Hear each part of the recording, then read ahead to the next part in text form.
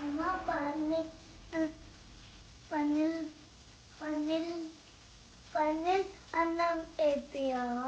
Paneer curry చేయాలా బేటా? Okay done.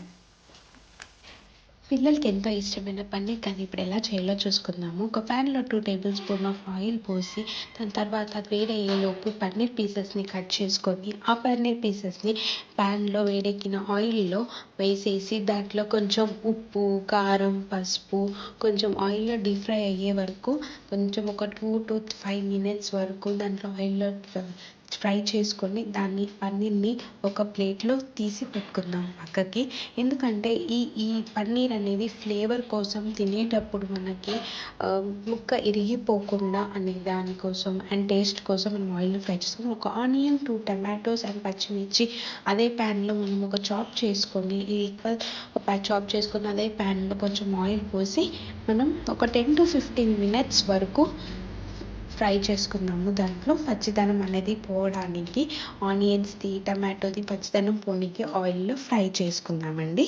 దాని తర్వాత మీకు కావాలంటే ఇన్స్టెంట్గా తీసుకున్న మీరు ఇంట్లో ఉన్న మసాలాలు ఏమైనా యాడ్ చేయాలనుకుంటే చేయొచ్చు. లేదంటే మనము కొంచెం 1 టేబుల్ స్పూన్ ఆఫ్ తీసుకొని జీలకర్ర అండ్ మిరియాలు, జీడిపప్పు మీకు ఇష్టం ఉన్న మసాలాలు యాడ్ చేయాలనుకుంటే యాడ్ చేసుకోవచ్చు. అది 10 to 15 minutes అయ్యాక మిక్సీ జారీలో తీసుకొని అది మిక్సీ పట్టేసి అది పక్కకు పెట్టుకుందాము. మళ్ళీ అదే ఇలా రావాలండి. సో తర్వాత ప్యాన్లో 2 table spoon of biryani and 2 biryani ఆకులు అండ్ పచ్చిమిర్చి మిక్సీ పట్టుకున్న జారీ అది వేసి దాంట్లోని కొంచెం వాటర్ పోసి మనకు కావాల్సినంత ఉప్పు, కారం అండ్ ఇంకా మీరు ఏమైనా మసాలాలు యాడ్ చేయాలనుకుంటే ఇంతకుముందు యాడ్ చేయకపోతే ఇక్కడ యాడ్ చేసుకోవచ్చు. ఏదైనా పౌడర్, గరం మసాలా ఏమన్నా అలాంటిది.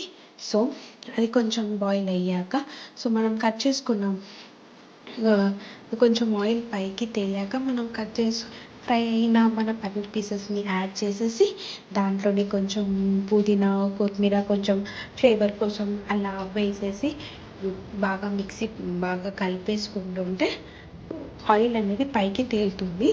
సో అది ఆయిల్ పైకి వచ్చాక కొంచెం ఫ్రై అయ్యాక లాస్ట్కి కొత్తిమీరతో గార్నిష్ చేసేసుకొని మనం సర్వ్ చేసేసుకుని పన్నీర్ కర్రీ రెడీ.